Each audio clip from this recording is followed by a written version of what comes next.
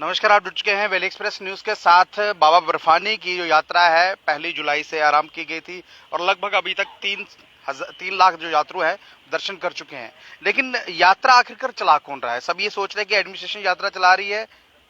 सिर्फ नाम से, नाम इसलिए बोल रहा हूँ क्योंकि जब जम्मू कश्मीर से और बाहर के जो लोग यात्रा करने के लिए जब आते हैं, आधों का पंजीकरण नहीं होता और कईयों की चौपर टिकट्स है वो कैंसिल हो जाती है।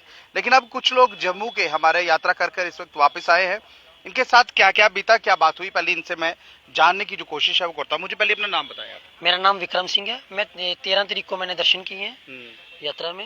विक्रम जी, बाबा बर्फानी सबके भगवान, उसको देवता मान के चलते हैं हम लोग। उसको हर धर्म में हम लोग कहें तो हम मान के चलते हैं, पूछते हैं। लेकिन यहाँ पर इस वक्त बाबा बर्फानी के दर्शन करके आए कुछ लोग इस वीडियो के माध्यम से भी आपको ये कहेंगे ये पॉलिटिकल बयान दे रहा है। सच्चाई क्या है, पहले वो बताए। सच्चाई ये है कि जो ये अमरनाथ की यात्रा चल रही है आज की डेट में, ये यात्रा सिर्फ लंगर कमेटियां चला रही हैं। जो लंगर वाले हैं, यात्रा लंगर की वजह से और सिक्योरिटी फोर्सेस की वजह से चल रही है।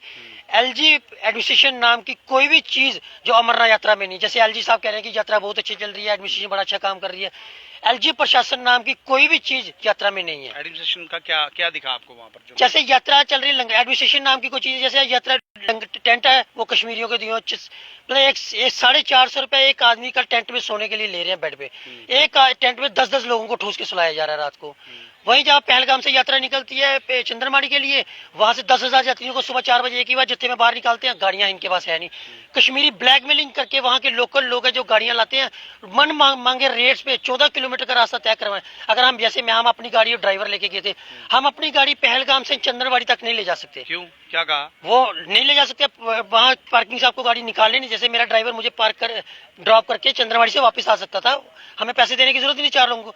बोलते नहीं, यहाँ से आपको लोकल गाड़ियों में ही ऊपर तक जाना पड़ेगा। इनडायरेक्टली इनके साथ कॉन्ट्रैक्ट हुआ है कि यही लोग लेके जाएंगे? डायरेक्टली कॉन्ट्रैक्ट हुआ है इनके साथ, डायरेक्ट बात है उनकी। कश्मीर एडमिनिस्ट्रेशन पुलिस वाले खुद पर्ची काट के लिख के देते हैं। एक प्लेन पर्ची पे गाड़ी आती है, प्लेन पर्ची पे लिख के। कौन से पुलिस वाले? Traffic police, district police, traffic police, सबने वहाँ बैठे हुए हैं, वो पर्ची बना के वही गाड़ी को लोड के आगे चंद्रवाड़ी की तरफ भेजते हैं। अब मैं आपको एक चीज बताऊंगा, अब आप ये सोचेंगे कि ये चीज मुझे पता कैसे चली। अब जम्मू कश्मीर पुलिस के कुछ लोग ऐसे भी हैं जिनकी अपनी टैक्सीज भी चलती हैं, अपनी गाड़ियां भी चलती हैं और उन्हीं गाड़ियों की पर्ची काट कर कहीं ना कहीं दी जाती है। जाइए आप आगे सफर जो है इस गाड़ी में कीजिए। अजय से पूछता हूँ मैं। अजय, अब देखिए जम्मू कश्मीर के हालात सुधरने की बात की गई थी, एलजी एडमिनिस्ट्रेशन अच्छा काम कर रही है, नो डाउट कर रही है, लेकिन जो यात्रु वहां से होके आ रहा है वो तो कुछ और ही बता रहा है यहाँ पर। देखिए, 370 टूटने के बाद इन्होंने कहा था कि कश्मीर में शांति है, बहाल है, पीस है, प्रॉस्पेरिटी है।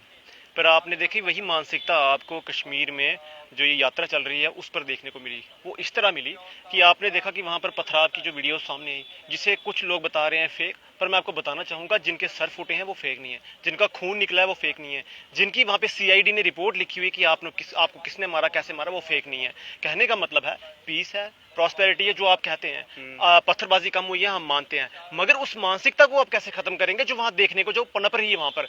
आपने देखा कि श्रद्धालु इस वक्त वहां पर अगर श्रद्धा से आ रहे हैं तो इस वक्त अगर जो यात्रा चल रही है तो वो बाबा बर्फानी के आशीर्वाद से, लोगों की श्रद्धा से, और जिस तरह हमारे विक्रम जी ने बताया कि वहां पर सिक्योरिटी फोर्सेस और जो वहां लंगर वाले हैं उनकी सेवा से चल रही है। अन्यथा वहां पर अकाउंटेबिलिटी किसी चीज की नहीं है। मनमानी के रेट तय किए जाते हैं, मनमानी से आप सामने वाले की शक्ल देखकर उसके मुंह पर तमाचा मारते हैं, उतना आप उसको रेट बोलते हैं। जो श्रद्धालु जो गरीब है, जो नहीं इतना समर्थ नहीं है, जो उतने ही पैसे लेके आते हैं कि हम किसी तरह वहां पहुंच जाए, तो जब आप वहां पर किसी चीज का मूल्य जिसका 500 होगा 5,000 बता देंगे तो उनकी तो आस्था वहीं पर वालों की वहां पर मनमानी। देखिए वहां पर एंटी जो एक बिहेवियर है वो हमें देखने को मिला है। मैं नहीं गया हूं, खुदा को मैं स्पष्ट बता दूं, पर हमें एक नहीं ऐसे हजारों लोगों से बात हुई है। कल हमारे वहां पे कुछ लोकल लोग और भी हैं जो आए हैं।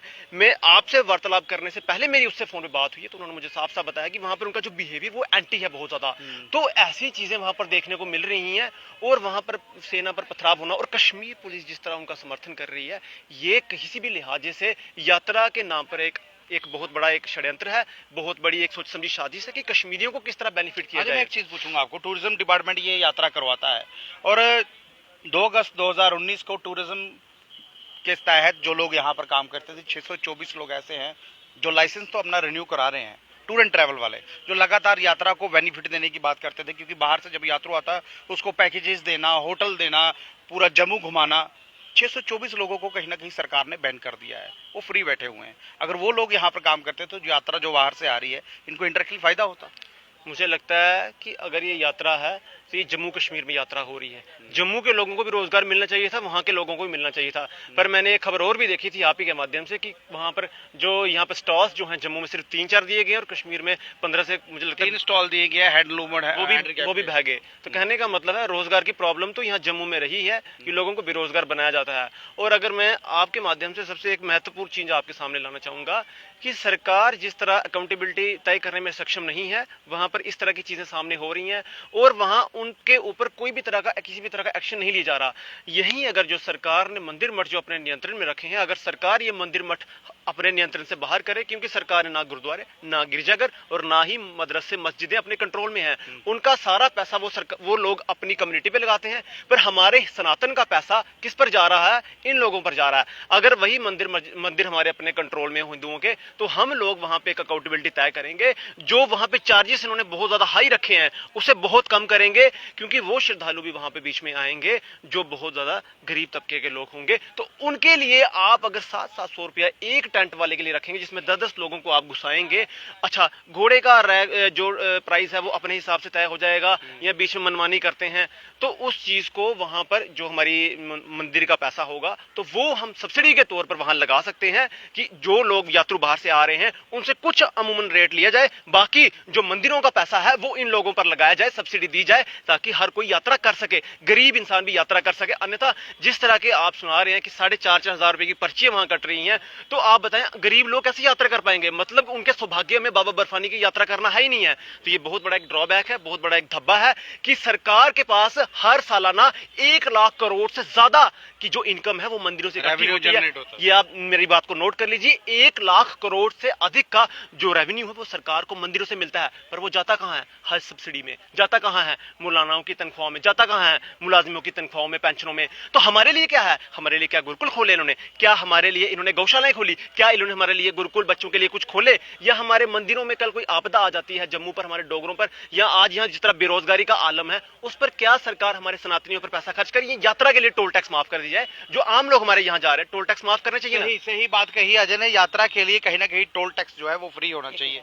ये भी यात्रा करके आ रहे हैं। मुझे अपना नाम बताएं आप। पांडुरंग पडोल, महाराष्ट्र। सर महाराष्ट्र से आए आप, अब क्या सोच के आए थे? 370 के बाद कहीं ना कहीं यहाँ पर हालात कुछ और होंगे, क्योंकि पूरे देश भर में ये मैसेज दिए गए थे। ऐसा लगता था 370 कलम हटाए बाद ये यात्रा सुरक्षित चलती होंगी समझो। तो ये साल, गए साल से ये साल समझो जो यात्रा का ये था घोड़े का रेट 4,450 रुपए। गए साल तो मनमानी के हिसाब से चलता था, 5,000 जाने का 5,000 आने का, 10,000 रुपया, 10,000 रुपए। हमने 370 का फायदा क्या हो जो पूरे देश भर में मोदी सरकार ने ढंडोरा पीटा था? इससे तो रेट कम होने चाहिए थे, सरकार को नियंत्रण करना चाहिए था। कम होना चाहिए, सही बात है। ये तो कम होना चाहिए, कम तो हुए नहीं है। 4,450 तो लगा ही रखा है ना। तो वो भी उसमें 4,450 में कहाँ तक छोड़ा घोड़े वाले ने? ये बालटाल से गुफे तक 14 किलोमीटर 14 किलोमीटर 10,000 में नहीं। गए साल 10,000 में होता था अप एंड डाउन। ये साल में अप एंड डाउन 4,450 में। अगर वो पर्ची फाटे तो, अगर पर्ची नहीं फाटी तो अंदर से गेट के अंदर जो घोड़े खड़े रहते हैं तो उनका रेट आज भी 5,000 का चालू है। 5,000 आज भी चालू है। आप वहाँ से जब होके आए, एडमिनिस्ट्रेशन नाम की कोई चीज दिखी आपको? वहाँ पर एडमिनिस्ट्रेशन काम कर रही थी कुछ? एडमिनिस्ट्रेशन बोले तो कैसा, मतलब कि जो दिक्कत आती थी हमारे को महाराष्ट्र में समझो, चलो भाई ये तारीख को निकलना है अभी, ये तारीख का अपना रजिस्ट्रेशन है, तो हमारे कुछ बंदे थे, कुछ 22 तारीख का रजिस्ट्रेशन था, कोई 15 तारीख का था, कोई 14 तारीख का था, कोई 20 तारीख का था। ऑनलाइन दिक्कत आई थी, लेकिन वहाँ गए बाद एक ही तारीख को सबका दर्शन मिलता था। चलो फिर हम इतने तारीख से वेट करते थे, चलो ये तारीख को अपने ये जैसा, और ट्रेन का टिकट निकलना है अपने को तो अपने पास कितने तारीख की वो हिसाब से हम ट्रेन का टिकट निकाल देते, प्लेन का टिकट निकाल देते। तो ऐसा तो कुछ यहाँ चौपर सेवा भी चल रही है ना, ऑनलाइन बुकिंग हो रही थी। हाँ, ऑनलाइन बुकिंग हो रही थी, लेकिन ऑनलाइन कुछ 15 तारीख की टिकट मिलती थे, कुछ 20 तारीख को मिलते थे। फिर सब इकट्ठा आना तो कैसा आना, वो हिसाब से फिर क्या होता था मालूम क्या, यहाँ आया बात पर्ची काटने गए समझो आप उन्हें, सभी 1 तारीख की मिलती थी ना। महाराष्ट्र के जो सीएम है एकनाथ शिंदे जी, क्या मैसेज रहेगा उनके लिए, क्योंकि तो भारतीय जनता पार्टी के साथ है और यहाँ पर इंडायरेक्टली भारतीय जनता पार्टी राज कर रही है। किस तरह का कार्यभार काम रहा इनका यहाँ पर आपको लगा? बोले तो समझ में नहीं आया। भारतीय जनता पार्टी इंडायरेक्टली यहाँ पर मनोज सिन्हा साहब भारतीय जनता पार्टी के हैं, जम्मू जम्मू में है। और सबसे बड़ी बात है जो यात्रा का ढिंढोरा ये पीट रहे हैं पूरे देश भर में, बहुत अच्छी बहुत तरीके से यात्रा चलाई जा रही है। मैं वो पूछ रहा हूँ आपको किस तरह लगा, आप दोबारा आने चाहेंगे या पहले भी आते थे इस पे? नहीं, इसके पहले तो 18 साल से लगातार आ रहा हूँ मैं यहाँ पे। पहले क्या फायदा था और अब क्या फायदा है? नहीं, पहले तो इससे हर यात्रा थी ये, अब तो भी थोड़ा ये होगा समझो। बोले तो बहुत सारा फर्क गिरा इसमें समझो, पहले से नहीं इसमें। जब पहले 18-15 साल पहले ये जाना बोले तो ये रोड पे भी दिक्कत आती थी। हमारे आदमी हम घर के लोग बोलते थे एक बार समझो अमरनाथ गए ये अमर होते कि रिटर्न आते, ये भरोसा नहीं था। गारंटी नहीं रहती थी कि वापस पहुंचेगी। हाँ, गारंटी नहीं थी। तो एक साल तो हमारा ऐसा हो गया था, वो जो तुम्हारा यहाँ का कोई 5 अगस्त 2019 5 अगस्त 2019 हाँ बुरानवानी उसके बाद भी जल्दी यात्रा बंद की थी ना 5 अगस्त 2019 को, जब टूरिज्म वापस ऊपर पूरा पत्थरबाजी हो गई थी। तब भी आप आए थे? आया था उस टाइम पे मेरे गाड़ी पे, मेरे खुद के गाड़ी के ऊपर पत्थरबाजी हो गई थी टोटल। एक बंदे को इतना मार लग गया था मेरे यहाँ पे उस टाइम। तो अभी क्या मैसेज रहेगा आपका आम पब्लिक आम लोगों को? ये यात्रा तो ये साल सबसे यात्रा ठीक रही समझो। ये 18 साल में समझो, अभी 18 साल से अभी तक यात्रा कर रही है, ये साल यात्रा ठीक रही समझो। तो घोड़े वालों की जो आप बोल रहे हैं मनमानी 450 या देखिए थोड़ी बहुत दिक्कतें तो होंगी ना, थोड़ी बहुत तो दिक्कत चालू है समझो। जिन्हों लोगों को पर्ची की मालूमात नहीं है समझो, यहाँ पर्ची काटना है अंदर, वहाँ पर अलॉटमेंट की जाती है किसी चीज की? अलॉटमेंट हो जाती है लेकिन किनको समझता नहीं है। जो ग्रामीण लोग आते हैं खेड़े बाड़े के हैं, इनको हिंदी आती नहीं है। बहुत सारे लोगों को महाराष्ट्र से जितने लोग आते हैं इनको कुछ हिंदी समझते नहीं है। वहाँ पर कश्मीर के लोग हैं जो ऑलरेडी हिंदी में बात नहीं करते हैं वैसे। नहीं, वो कश्मीरी बात करेंगे, हिंदी में बात नहीं करेंगे। हिंदी समझ आती कश्मीरी? नहीं आती। तो वो दिक्कत रहती है, वही दिक्कत रहती है ना। कोई ट्रांसलेटर बिठाना चाहिए था। हाँ, कैसा महाराष्ट्र के लोग ज्यादा महाराष्ट्री बोलती है, बोले तो मराठी बोलती है, उनको हिंदी नहीं आती है तो कश्मीरी कब आना।